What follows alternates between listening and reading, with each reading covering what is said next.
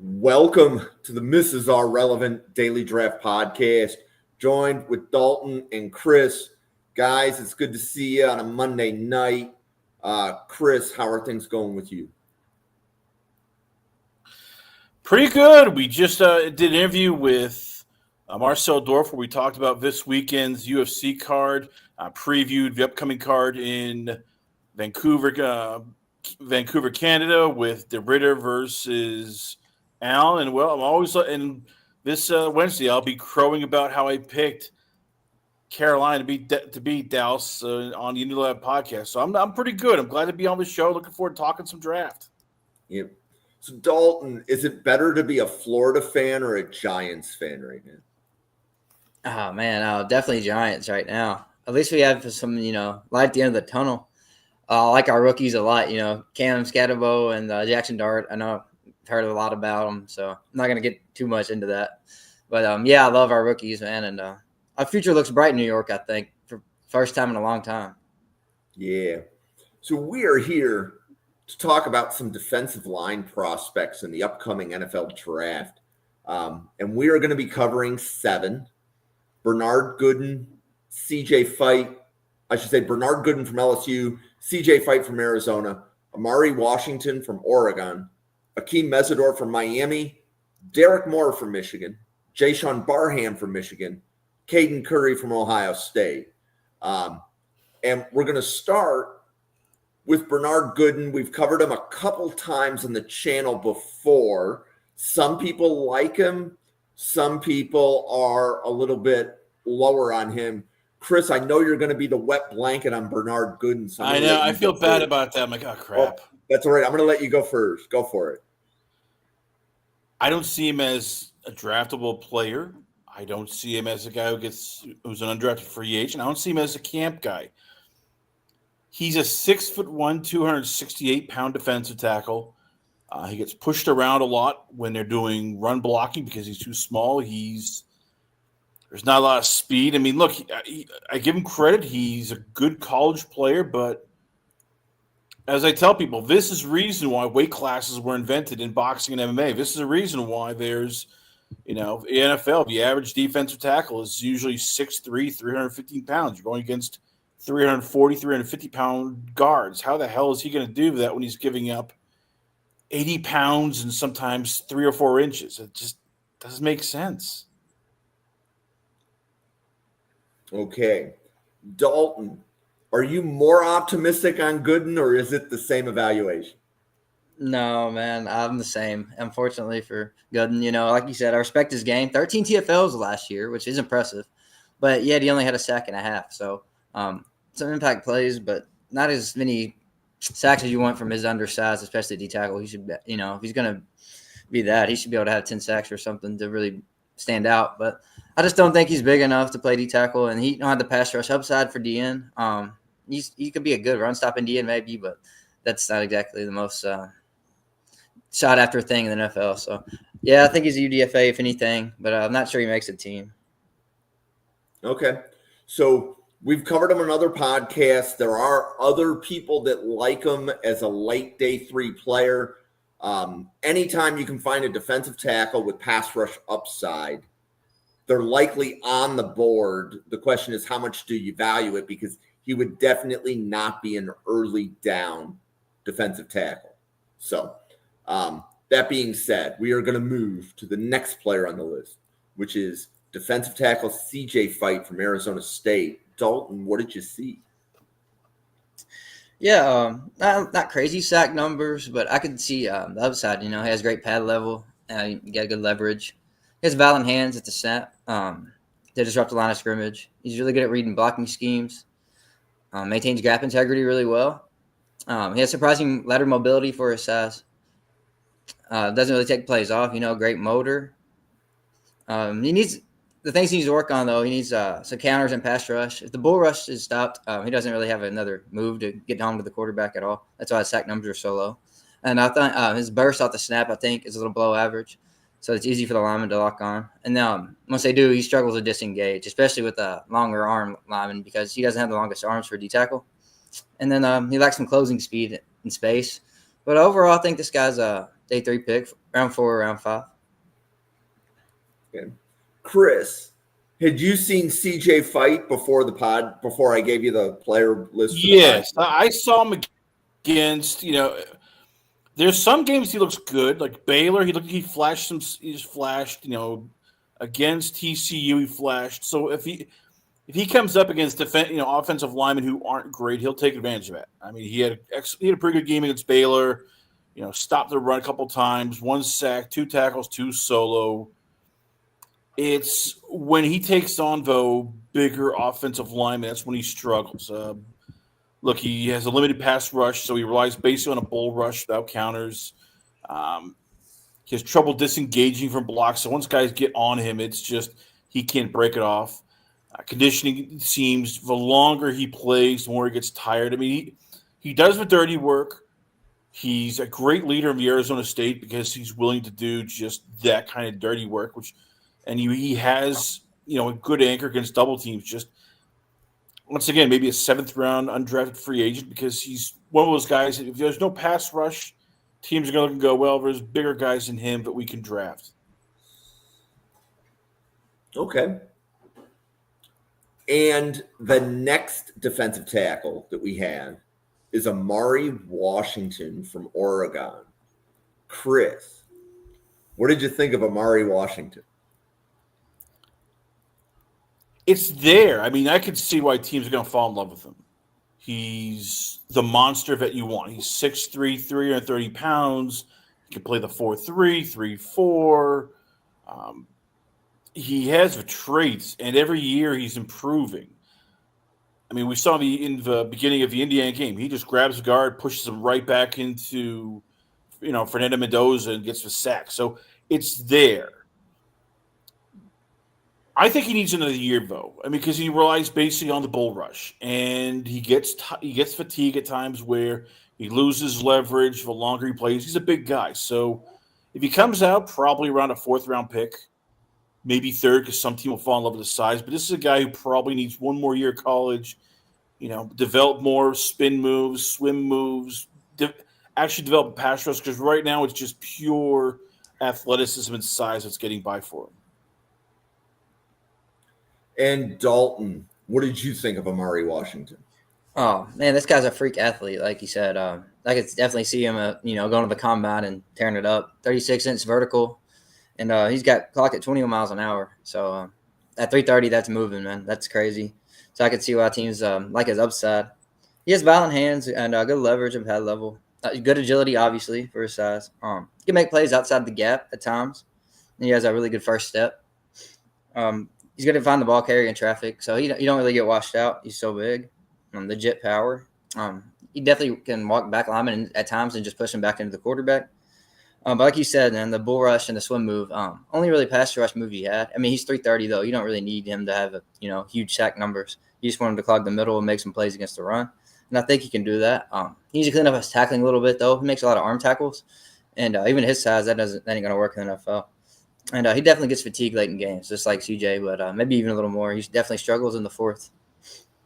But I got a 3rd round grade on him right now for this year. Okay. And as both of you pointed out, Amare Washington, we don't know definitively that he is in this draft, but he is draft eligible. And there is a trend where defensive linemen do more often than not come out a year early. The NFL really likes younger defensive linemen. So we will be monitoring Amare Washington up until the January declaration date. Okay, so the next player is Akheem Mesidor, an edge from Miami. This is the other Miami edge. He plays opposite Ruben Bain. Dalton, what did you think of Akheem Mesidor? Yeah, he's kind of, the overlooked guy, but he's also really good himself, 3.5 sacks this year so far. It gives him a 25.5 career. He's getting pretty old. I think he's a 6th-year senior. He has a couple injury concerns. That's I think that'll keep him down the board a bit. But I like that he's versatile. 6'3", 280. He can definitely play in line if you need him to. So he can line up in multiple spots. Great motor pursuit. He can make plays on the backside, chase down running backs. get quarterbacks that are scrambling. He's got really good speed for his size, and really good bend too. So you can get around the edge. Great football IQ, really good at diagnosing play actions and that kind of thing. And he can't get to the QB. He also bats a lot of balls down. So that's a big thing in NFL too. You see it. Guys that can do that get paid big bucks. He needs to put on a little if he wants to be a true interior, because I don't know, right now he might be a little bit of a tweener at the next level. But I think some team can definitely use him in their scheme. And I like him round 3 right now. Okay. So that's pretty good. Chris, what do you think of Akheem Mesidor? As a player, I like him a lot. I mean, we saw him against Notre Dame and especially against Florida State, where he was all over the place. Notre Dame, 5 tackles, 2 for solo, 1.5 sack. He was causing chaos. Because he's been around in college football, he has a strong football IQ. He's able to diagnose plays quickly, react quickly.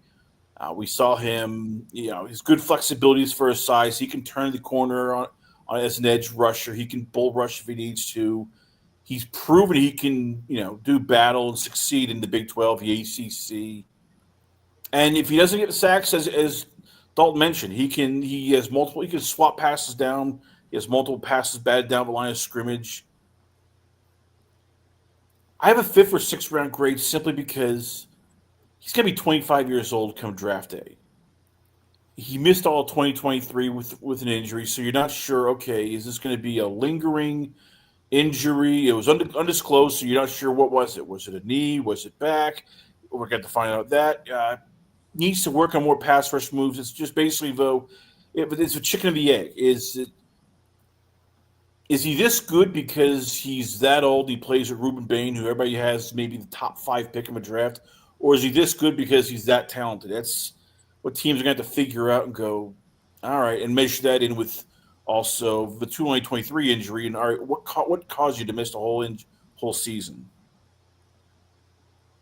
Okay. So that's really similar to what I've heard on Mesidor before. And if you follow the channel, we will be covering Mesidor. There's 3 different defensive line podcasts. He has been covered on 2 of the 3 so far. Okay, so the next player is Derek Moore, the edge from Michigan. Chris, what did you have on Derek Moore? So Moore is interesting because he's an edge who can play a little bit of the elephant back.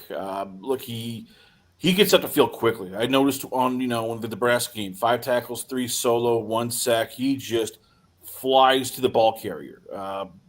He looks the part. He is an imposing 6'3", 256. He's an athlete. He's built like an athlete. Relentless motor. He was chasing, Dylan Rail all over the place. Excellent bend when he's turning the corner against tackles. He knows how to use his length to disrupt passing lanes. It's basically the worry with him is also just, okay, the pass rush needs more nuance, needs more moves. Like right now, he is a great athlete who you wonder, okay, is he going to be able to handle hand fighting, handle counters? He's not really good in coverage, so will he get better? I think right now maybe probably a 4th or 5th because the talent is there. It's just, can you get it out of him? Is he going to be another Mike Dana where he comes along and some team just discovers the magic, or is he going to be another guy who flashes out because it just doesn't get? Okay, Dalton, what did you think of Derek Moore? He's a decent pass rusher. He has explosive get off. He can convert speed to power. He can send linemen back if they get in their way if he's already up to speed for sure, because he's so athletic, very strong, very good bend, hip flexibility, relentless motor, pursuit again. I like that he can rush from the 3-point or the wide 9 or standing up. He could do any of the 3, I think. So you can put him in any scheme and he can rush the passer. I just don't think you're going to get a next level pass rusher. Just because he doesn't have a pass rushing plan, it doesn't seem like. It seems like all his moves are like last minute. Decides during the play instead of deciding, I want to try this play like a lot of good pass rushers do. And he's very iffy in coverage, so he's pretty much just a pure pass rusher. He's not great against the run either. So I got him with the 4th to 5th round grade right now. Okay. And then his teammate, Jashawn Barham. We're going to talk about Barham for a few minutes. So, Dalton, tell us kind of what your assessment of him as a football player is, and then we'll talk about edge or linebacker after you and Chris each get a turn to talk about Jashawn Barham, the football player. Yeah, he does have position versatility. I think he's better as a linebacker, but yeah, we'll get to that. But he has great size for a linebacker as an edge, not so much. So it depends on what you're talking about. But he has great size if he's a linebacker. Very explosive, good gap shooter in the run game, and he can be disruptive in the backfield, especially if he diagnoses the play early. He has good sideline to sideline speed. He can chase ball carriers down, and he hits pretty hard. He brings a lot of pop when he tackles.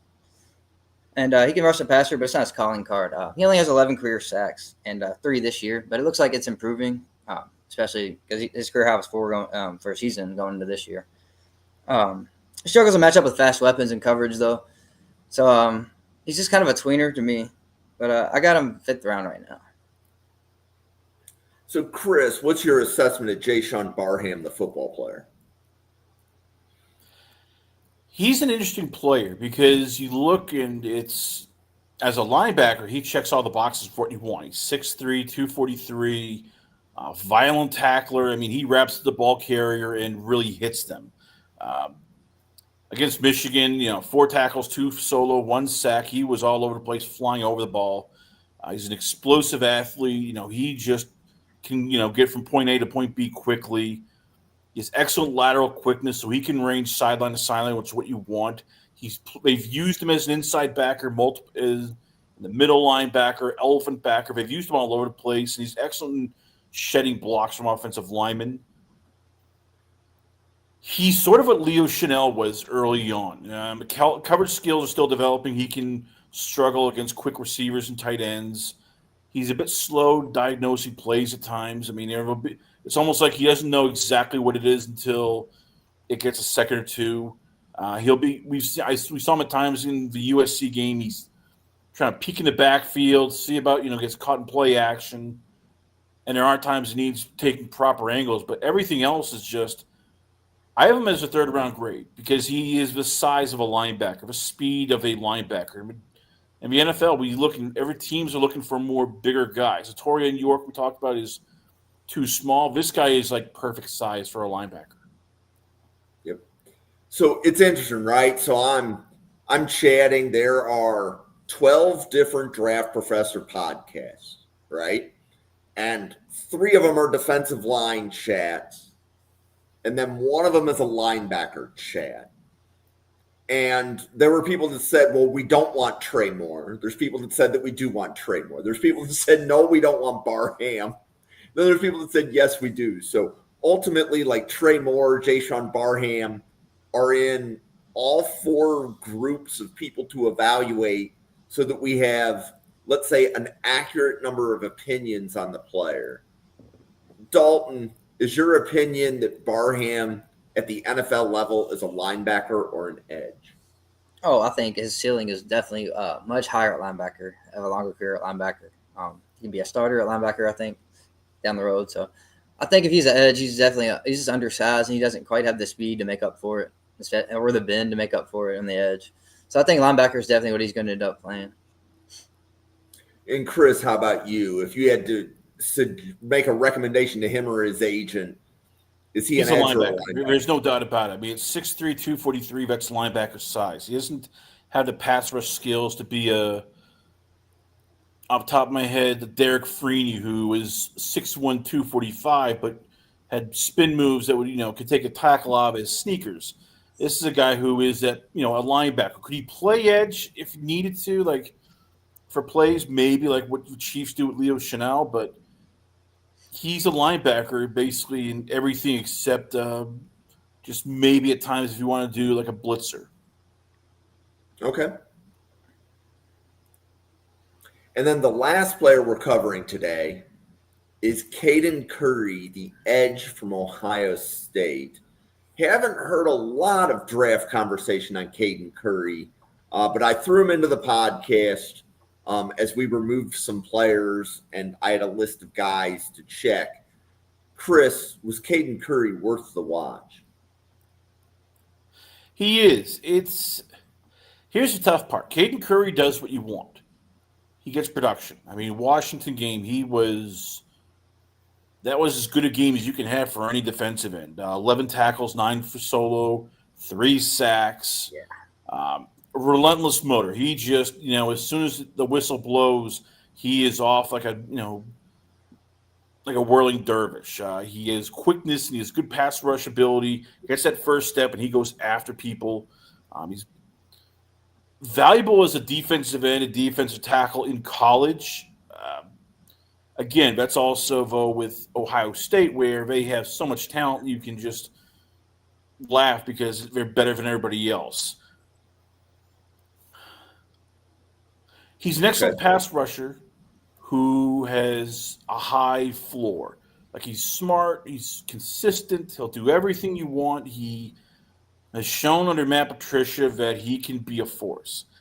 You just worry because he's 6'3", 260, because he's on the lighter side, maybe not this big, powerful, or super athletic defensive end. What is he? Is he a rotational guy? Is he just a pass rusher? I have him as a 5th or 6th rounder. Again, the production's there. The work ethic is there. The leadership is there. It's just, is he a good enough athlete to be a starting defensive end in NFL where your tackles are 6'7", 345, and you're going to be able to physically hold up and have the speed to blow by them? Okay. Dalton, was Caden Curry worth the watch for you? Oh, yeah. I've known about this guy for a while this year because, he had 6 sacks already this year. 4.5, 3 in one game, like you said, against Washington, just dominated. 4.5 his first 3 years didn't play much. He was behind a lot of NFL guys. But I think he's a classic Ohio State, middle round DN. His talent, not crazy, but his floor is really good. Like you said, Chris hit the nail on the head with that. I love his motor. I think he's a guy that can outproduce where he gets drafted just because he's one of the guys that motor is never going to stop. And you can win a lot of plays with just effort in the NFL. So I think he's kind of underrated right now. I think he could end up going 3rd round, maybe even, just because his production is going to be there. He might end up with 12 sacks or something this year, and that's going to be hard to overlook. Okay. Well, I was thinking about this. He's a Mike Vrabel guy. Vrabel will love a guy like this because he's just a football player who will attack, who knows what he's doing, who plays within the system, who has some pass rush skills. And Vrabel's going to look at a guy like this, fall in love, and go, yeah, I'll take him maybe 3rd, 4th. Yeah. I can make something of him. You'll have other defensive coordinators who go down on speed. I got to drop him down. But he is a guy who just, because of Patricia, because of Ohio State, because he plays smart, there's going to be defensive coordinators who are going to just go, I need that guy. I really want that guy.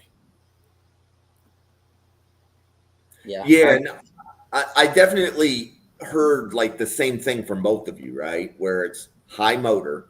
And then the question is, how is that valued? Because I think at minimum he would be able to cover kicks. You'd be able to put him on the 53. You'd be able to dress him on Sundays because you keep him in a defensive line rotation. You can use him on special teams. That's kind of the impression I had. Dalton, would you see it the same way with Caden Curry? Absolutely. Yeah. It's just, I don't think he's going to run, great. Yeah, going to have a great combine. So people look at that way too much, I think. But he's just going to be, I think he's just going to be a really good rotational piece. Not a star, but a guy you can start and feel comfortable with. Cool. So why don't we pause for podcaster identification? Chris, do you want to let everybody know about your Last Call podcast and the other content that you make? Sure. You can check me out at lastcallpodcast.com. I'm also on the YouTube channel, Last Call Podcast. I am on Rumble. Twitter is x.com/lastcall, WChrisC. I'm on Facebook, and we talk MMA, we talk boxing, we talk football, and basically we love just, getting people on, telling them their story and explaining how things work so that everybody at least understands things just a smidge better when they first came on. Dalton? Yeah, I'm with Home Squad Sports, 1.5 with Daniel, who also does a show on Mondays at 7. Catch him there. But, yeah, you can follow us on any social media. We do a lot of college football and recruiting, and we're always looking for new things to do. So this week we're going to Western Kentucky. Tomorrow, actually, for we're going to be in the press box for their game. So that'd be a cool experience. Cool. Yeah, congratulations and congrats. That's huge. Get that. For Daniel was Yeah, second game so far. We went to Miami, Ohio a couple weeks ago. So looking up right now. Well, welcome to Draft Professor, everybody. We're here every day covering the draft. And I'll flash the schedule for you. So we have 2 podcasts every day. The schedule below is the early every day. So Mondays at 7, we cover breakout offensive players. Tuesdays at 7:30, we're covering the draftable wide receivers. Wednesdays at 7, the draftable corners. Thursday, we cover breakout players on defense at the college football level. Friday, we're doing tight ends, and then when tight ends finish, we do linebackers. And then the late time slot, Mondays, 9 p.m., which is this podcast, we'll be breaking down the defensive line class. Tuesdays at 9, we're breaking down the offensive line class. That will be with Owen and retired NFL offensive lineman Jerry Ostrowski are breaking down the offensive linemen in the 2026 draft. Wednesdays at 9 p.m. is defensive line. It will not be the same players covered on Monday. So even though you see defensive line listed 3 times, if you watch all 3 podcasts the same week, they will not be the same players. Thursdays at 9 p.m., we're breaking down the running back group. Fridays at 9:15, we're breaking down corners. Saturday morning is offensive line, and Sunday morning is defensive line. So daily draft content, breaking down the draft class. And what we're hoping to do is when December rolls around, we'll be looking to Dalton and Chris, say, okay, what's your defensive line board? Because they will have gone through every single defensive lineman on film, and they should be able to present a defensive line board with where they see the different players graded. And that's kind of the goal of Draft Professor, is to be early and accurate with our top 10s and top 20 boards in December. So with that being said, for Dalton, Chris, myself, the 100 plus podcasters at Draft Professor, thank you for tuning in, everybody, and we will see you on a podcast again tomorrow.